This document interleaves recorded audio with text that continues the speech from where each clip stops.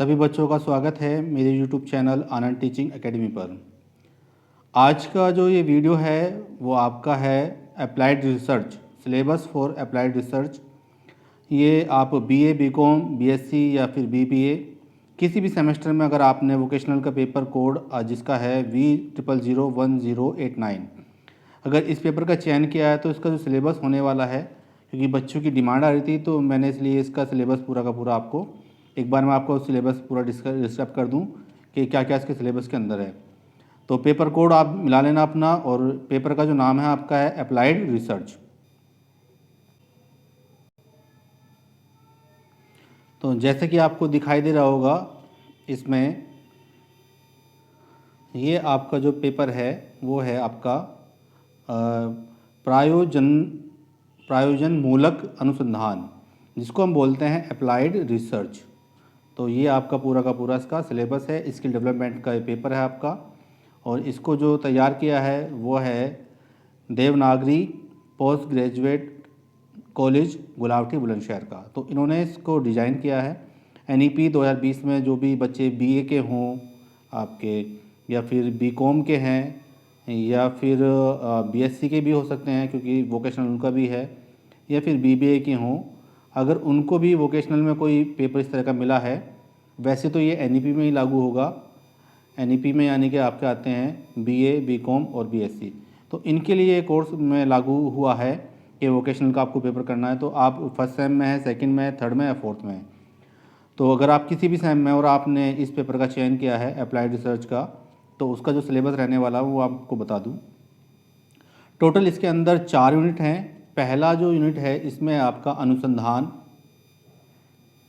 ठीक है। अनुसंधान का अर्थ, यानी कि कोई रिसर्च का आप करते हैं तो उसका अर्थ, उसका उद्देश्य, उसका क्षेत्र, उसकी आवश्यकता, महत्व एवं समस्याएं। अनुसंधान में नैतिकता का प्रश्न, यानी कि जब अनुसंधान कर रहे हैं तो उसमें आपको किस तरह की नैतिकता से आपको करना है। बाजार एवं अनुसंधान, अनुसंधान में स्थानीय आवश्यकता का प्रश्न। और अनुसंधान एवं कैरियर विकल्प, यानी कि इसके बाद जो आपका कैरियर विकल्प क्या होगा अगर आप अनुसंधान करते हैं। तो ये तो उसका पहला यूनिट हो गया है।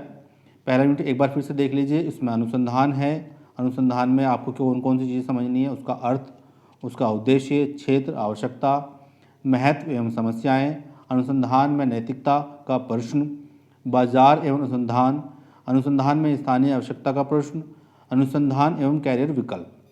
उसके बाद यूनिट नंबर 2 में देखते हैं। तो यूनिट नंबर 2 में जो है आपका है अनुसंधान के प्रकार, यानी कि अनुसंधान जो है आपके अलग अलग टाइप के होते हैं। तो अनुसंधान के प्रकार में एक तो है आपका मात्रात्मक और दूसरा है गुणात्मक।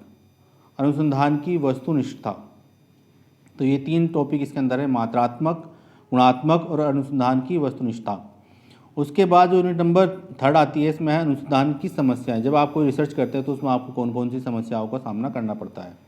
इसमें आपको चयन करना कि भाई आपको किस तरह का अनुसंधान करना है, उसकी प्रकृति, अवधारणा, परिकल्पना, चर, निर्देशन यानी कि सैंपल जिसको हम बोलते हैं, प्रकार यानी कि प्राथमिक एवं द्वितीयक अनुसंधान का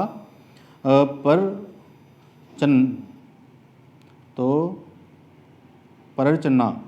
तो ये सारे के सारे इसके जो हैं यूनिट नंबर 3 के टॉपिक हैं। उसके बाद जो लास्ट में है इसमें है तथ्य। तो तथ्य में जो यूनिट नंबर 4 है इसमें तथ्य आप देख लीजिए, प्रकार एवं प्राथमिक एवं द्वितीयक तथा तथ्य संकल्प की प्रविधियाँ, मेथड यानी कि निरीक्षण उसका, सहभागी एवं अवलोकन, तथ्य संकलन के साधन, प्रश्नावली एवं अनुसूची। तो ये सारे के सारे आपका यूनिट नंबर 4 है।